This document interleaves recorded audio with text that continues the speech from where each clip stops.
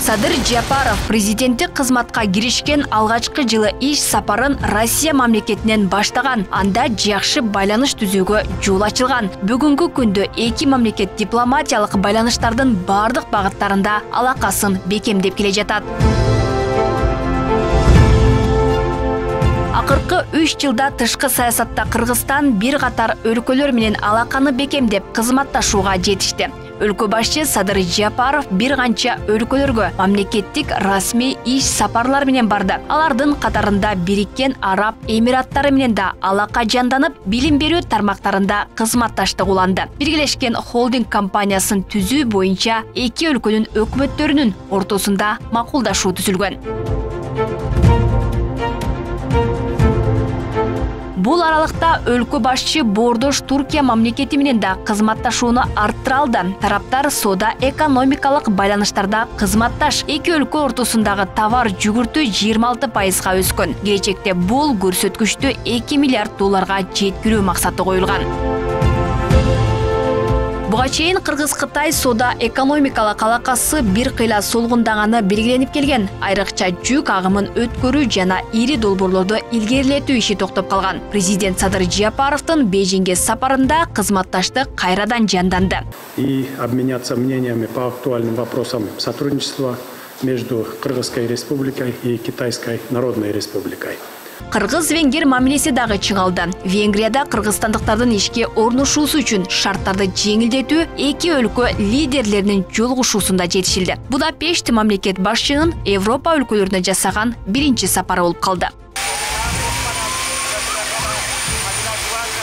Бул биринчиден эл аралык аренада геосаясий чөйрөдө жакынкы жана алыскы мамлекеттер менен биздин катнаш бекемделди жана катнаш түзүлдү. Тилекке каршы акыркы 5-10 жылда ал катнаштарга чоң сокку урулган жана солгундап калган. Ошол эле Казакстан, Тажикстан, Өзбекстан, Турция жана башка мамлекеттер менен алардын баарын калыбына келтирип,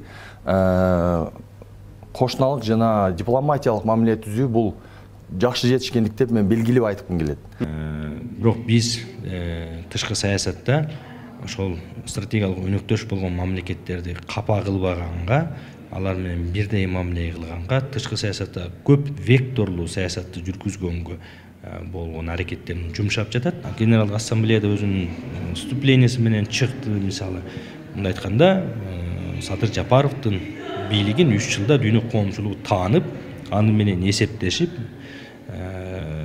жанагы инвесторлор өзүнүн акчасын салганды убадалап, асты уже акчасын берип дегенде иш жүрүп жатат да. Тышкы саясаттын жакшыруусу менен Кыргызстан жемиштүү келишимдерге чечим жасай алды. Коңшу Өзбекстан менен чегара тилкелери такталып, чекит коюлду. Тажикстан менен чегара 90%га такталып өтүп, аяктоо алдында турат. Анда тараптар ортомчусуз сүйлөшүүлөрдү түз жүргүзүүнү колго алышууда.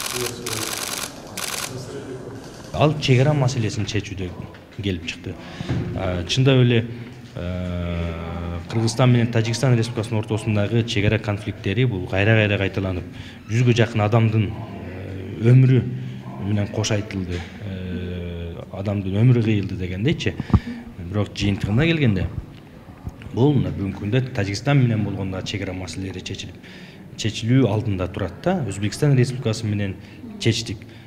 Мындан тышкары ондогон өлкөлөрдүн лидерлери, абройлуу уюмдардын жетекчилери Кыргызстанга расмий чакыруулар менен келишкен. 2023-жылы эле президент 20дан ашык өлкөгө мамлекеттик расмий жана иш сапарлар менен барды. Кыргызстан тышкы саясатта тең салмактуулукту карманып келет. Муну менен катар 3 жыл ичинде Кыргызстанда өнөр жай тармагында 60 ири ишкана ачылган, 7700 туруктуу жумуш орну түзүлгөн. Алмагүл Эркебайкызы, Адилбек Абдакимов, Ош ТВ.